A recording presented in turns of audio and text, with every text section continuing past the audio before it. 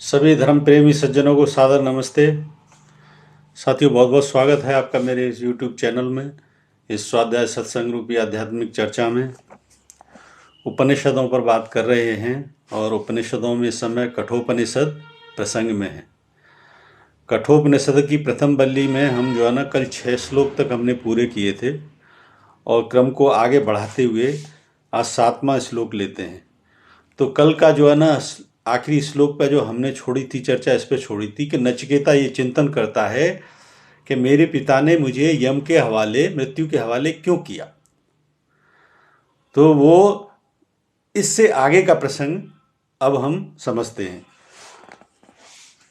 7वां श्लोक लेते हैं। वैश्वानरः प्रविशत्ये विनिर्वाणो ग्रहान् तस्येता शांति कुर्वन्ति हरवैवस्वतोदकम्। इसका भावार्थ है, नचिकेता वैश्वानर अग्नि की भांति दीदीप्यमान था, ब्राह्मण था। वह अतिथि के रूप में यमाचार्य के घरों में प्रवेश करता है और उन घरों में वैवस्वत यमाचार्य के पुत्र आदि जल आदि लाते हैं, पूछताछ करते हैं और उसे शांत करते हैं। अपनी इसी बात को दिल में लेके वो यम के घर में प्रवेश करता है, ये जानने के लिए कि मेरे पिता ने मुझे यम के हवाले यानी मृत्यु के हवाले क्यों किया। इसको प्रसंग को सिर्फ पात्रों को अपनी जगह रखें। जैसे कहावत है कि अगर किसी की मृत्यु हो जाए तो ये यमलोक को प्यारा हो गया, तो यानी यमलोक जो बोला जाता है, यम का घर जो बोला जाता है, वो मृत्यु का द्वार बोला जाता है। और नचिकेता यहाँ पे जिज्ञासु है, जिनके मन में ये जिज्ञासा उठती है कि मृत्यु है क्या, आखिर मृत्यु के भय से बचने का उपाय क्या है। तो उसी तरीके से प्रसंग को समझें। तो नचिकेता के मन में ये भाव जागृत होता है कि ऐसा मेरे पिता ने मेरे विषय में क्यों कहा। तो वो सीधा यम के घर में प्रवेश करता है, यमराज के घर में। वहाँ पे उसके पुत्र वगैरह, वैवस्वत वगैरह उसके पुत्र मिलते हैं और वो उसको शांत करने की कोशिश करते हैं, जल आदि उसको देते हैं स्वागत के रूप में। तो आगे का श्लोक लेते हैं। आशा प्रतीक्षे संगत सुनृताम चेष्टा पूर्ते पुत्र पशुष्य सर्वान एतद ब्रंते पुरुषस्यामेह तो यस्मान्य सती ब्राह्मण ग्रहे। इसका भावार्थ है, जिस छोटी बुद्धि वाले मनुष्य के घर में ब्राह्मण बिना भोजन के रहता है, वह उसका सब कुछ हर लेता है। जो बातें निश्चित हैं उनके पाने की मनुष्य को आशा होती है, जो अनिश्चित हैं उनकी प्रतीक्षा होती है। ऐसे व्यक्ति के आशा प्रतीक्षा दोनों फल नष्ट हो जाते हैं। साधु पुरुषों की संगति और मीठी वाणी का फल भी नष्ट हो जाता है। इष्ट अर्थात जो यज्ञादि उसने किए हैं और आपूर्त अर्थात जो कुएं, बावली, धर्मशाला आदि उसने बनाए हैं, इन सब का फल हरा जाता है। पुत्र और पशु जो कुछ उसका है सब बेकार हो जाता है।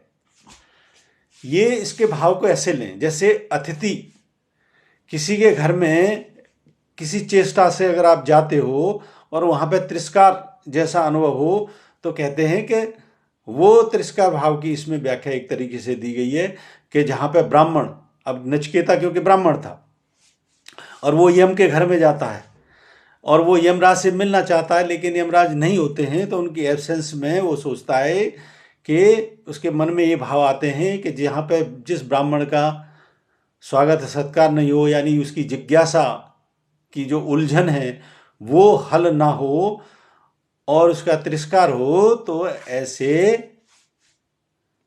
ऐसे घर का सब कुछ अकल्याणकारी होता है।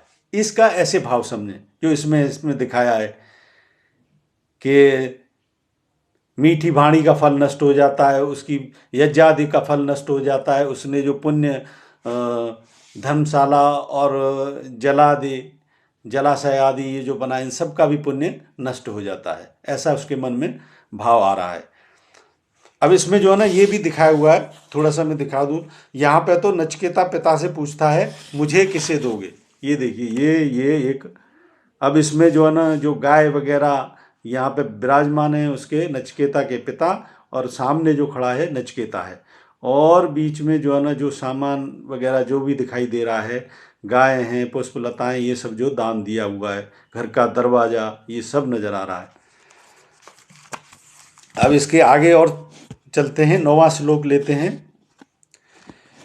तिस्रो रात्रिय दबात गृहे मेनस्न ब्रह्म तिथिर्वनस्य नमस्तेस्तु ब्रह्मस्ते मेस्तु तस्मत् प्रति तीर्णवाश्रीस्व।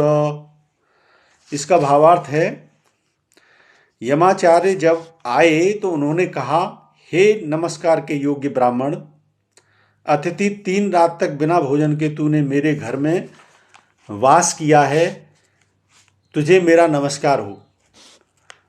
तुम्हारी पूछताछ की गई थी, पर फिर भी तुमने स्वयं मेरी प्रतीक्षा में भोजन नहीं किया, तो भी मैं पाप का भागी न होऊं, इसलिए भोजन न करने के बदले मुझसे 3 वर मांग लो। इसका भावार्थ कहने का मतलब है कि यमाचार्य वहां पे थे नहीं उस समय, तो उसने, नचिकेता ने उनके घर में कुछ भी ग्रहण नहीं किया, भूखा प्यासा 3 दिन तक इंतजार किया यमाचार्य का। और जब फिर उसके बाद जब यमाचार्य आए तो उन्होंने कहा कि हे ब्राह्मण, तुमको नमस्कार हो, तुम्हारे से जो है ना आदर सत्कार के लिए पूछा गया था, लेकिन तुमने सबको तिरस्कार कर दिया और मेरी प्रतीक्षा में भोजन आदि नहीं किया, तो इसलिए तुमने बिना भोजन के मेरी 3 दिन तक प्रतीक्षा की, अतः तुम मुझसे कोई भी 3 वर मांग सकते हो। तो इस प्रकार से यमाचार्य ने नचिकेता को ये बात कही। आगे का एक और श्लोक लेते हैं।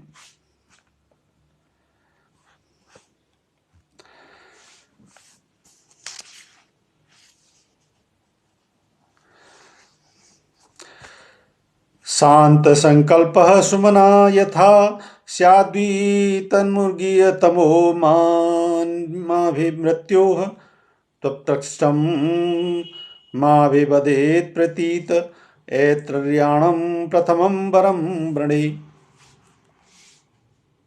इसका भावार्थ है, नचिकेता ने पहला वर मांगा, हे मृत्यो, मेरा पिता गौतम शांत संकल्प हो, प्रसन्न मन हो, क्रोध रहित हो, और जब मैं आपके पास से अपने पिता के पास लौटूं तो मुझसे प्रसन्न होकर बोले।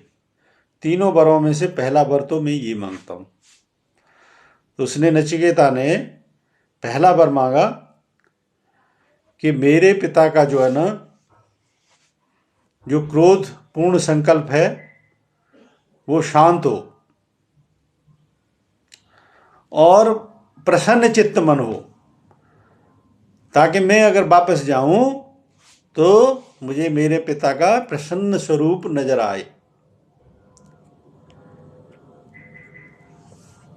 इस प्रकार से यहाँ पे ये भी इसमें फोटो दिखाया हुआ है। यमाचार्य कह रहे हैं, हे नचिकेता, मुझसे 3 वर मांग लो। ये देखिए, यमाचार्य के सामने नचिकेता बैठा है। इसके आगे का एक और श्लोक लेते हैं। यथा पुरुस्तात् भविता प्रतीत औदाकिरारुणिमत्पृष्टः सुखं रात्रिः शयिता वीतमन्युस्त्वां वधूमृत्युखा मुक्तम्। इसका भावार्थ है, यमाचार्य ने वर देते हुए कहा, तेरा पिता उद्दालक व अरुण का पुत्र गौतम मृत्यु के मुख से तुझे छुटा हुआ देखकर तेरे पहले तुझसे प्रसन्न था, वैसा ही प्रसन्न होगा। तुझे मृत्यु के मुख से छुटा हुआ देखकर क्रोध रहित होकर सुख की नींद सोएगा। तो पहला जो वर दिया यमाचार्य ने नचिकेता को वो दे दिया कि अब तेरा पिता तुझसे कभी क्रुद्ध नहीं होगा, वो तुझे सदा प्रसन्न भाव में ही मिलेगा। इस प्रकार से आज 11वें श्लोक तक हमने ये पूर्ण किया है। नचिकेता दूसरा वर क्या मांगता है, इस प्रसंग को आगे फिर कल की चर्चा में रखेंगे। अब जैसा भी इसमें जो चर्चा दी हुई है, उसमें बहुत ज़्यादा बोलने की बात नहीं है, लेकिन प्रसंग को समझने के लिए इतना ही समझना अभी आवश्यक है कि इसमें किसके बीच में संवाद हो रहा है और प्रसंग कहाँ से उठा है। प्रसंग उठा है कि ऋषि के मन में, जिनका नचिकेता पुत्र है, नचिकेता है जिज्ञासु और ऋषि है जिसकी इच्छा है कि सब कुछ त्याग के मुझे मुक्ति के मार्ग पे जाना है। अब ये इसको सिर्फ यहीं पर प्रसंग दे दें, इससे ज़्यादा इसमें छेड़खान करने की ज़रूरत इसलिए नहीं है क्योंकि देखी जाए तो इस प्रकार का कि मुक्ति के मार्ग पर जाने का निर्णय आवेश में तो नहीं लिया जाता, लेकिन यहाँ पे प्रसंग में ऐसा नज़र आ रहा है कि जब नचिकेता बार बार पूछता है कि सब कुछ दान कर दिया तो पिताश्री मुझे किसे दोगे, तो उसने कहा मैं तुझे मृत्यु को दूंगा।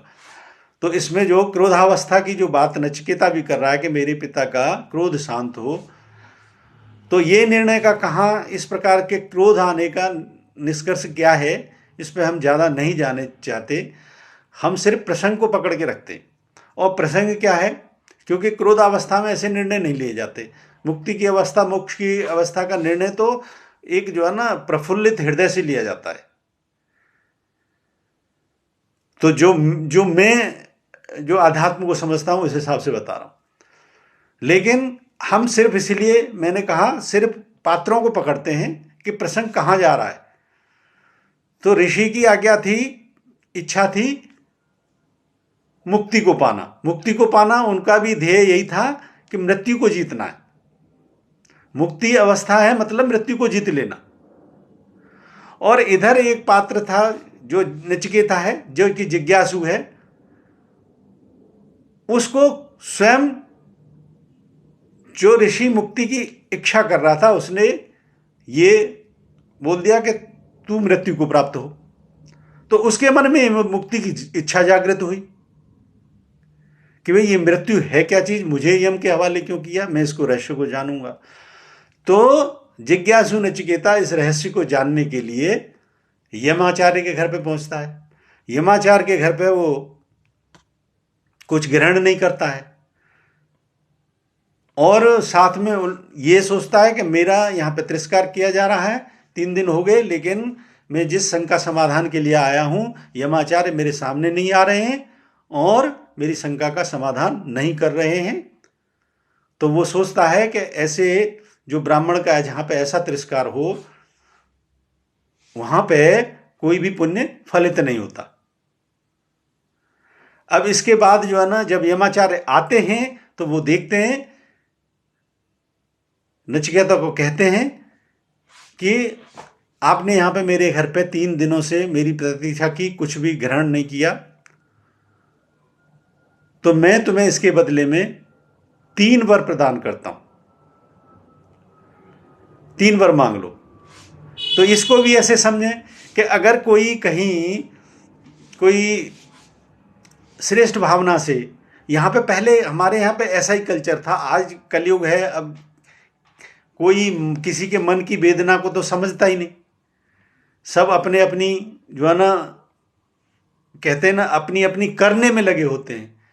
तो यहाँ पे जो संवेदनाएं होती थी, ऐसी संवेदनाएं कि जैसे अतिथि का सत्कार, हमारे शास्त्रों में सब में बताया है कि यहाँ पे अतिथि का सत्कार किया जाता है। तो वो आतिथ्य ही जो है ना उसका वहाँ पे देख रहा था कि वो फलित नहीं हो रहा, बल्कि उसको वहाँ पे तिरस्कार मिल रहा है। तो ऐसा यहाँ पे होता था। तो बताते हैं पहले लोग ये भाव होता था कि जहाँ पे अतिथि का तिरस्कार होता है वहाँ पे अशुभ होता है, यानी वहाँ पे कोई पुण्य फल नहीं होता। तो इन प्रसंगों को भी इस दृष्टिकोण से समझें। तो इसलिए यहाँ पे उस ऋषि परंपरा को मान्यता देते हुए यमाचार्य इसलिए ही कहते हैं कि तुमने मेरे घर में आके 3 दिन तक मेरे इंतजार में कुछ भी खाया पिया नहीं, इसलिए मुझे इस बात का कष्ट है। इसलिए तुम्हारी क्या जिज्ञासा है, मुझसे 3 बार मांग लो। इस प्रसंग को ऐसे समझें, पात्रों को समझें, प्रसंग को समझें, लक्ष्य को समझें। लक्ष्य है मुक्ति, पात्र हैं, एक है जिज्ञासा और एक है मृत्यु का घर और एक है मुक्ति की अभिलाषा। तो सबकी इच्छा होती है मृत्यु से निकलने की। तो और जो सामंजस्य जो बनता है वो भाव इसमें इसी दृष्टिकोण से छुपा हुआ है कि किसी के यहां पे अगर कोई किसी जिज्ञासा जाता है और उसकी जिज्ञासा व्यक्ति पूरी न करके तिरस्कार करे, तो उस वहां पे बताते हैं कि अशुभ होता है। इसी को कहते हैं संबंधों में, समाज में सामंजस्य बनाना, कि इससे ही सामंजस्य चलता है। अगर सामंजस्य नहीं बिठाते तो वहां पे विकार उत्पन्न होता है और स्थिति बिगड़ती है। तो इस प्रकार से आज हमने ये प्रसंग पूरा किया। अब दूसरा वचन क्या मांगता है नचिकेता, ये प्रसंग को जारी रखेंगे कल की चर्चा में। तो मुझे उम्मीद है चर्चा पसंद आ रही होगी। पसंद आ रही है तो मेरे वीडियो को लाइक करें, शेयर करें, और शंका समाधान के लिए कोई प्रश्न है तो कमेंट बॉक्स में लिखें। बने रहें मेरे साथ। बने रहने के लिए बहुत बहुत धन्यवाद। इत्योम सम, नमस्ते।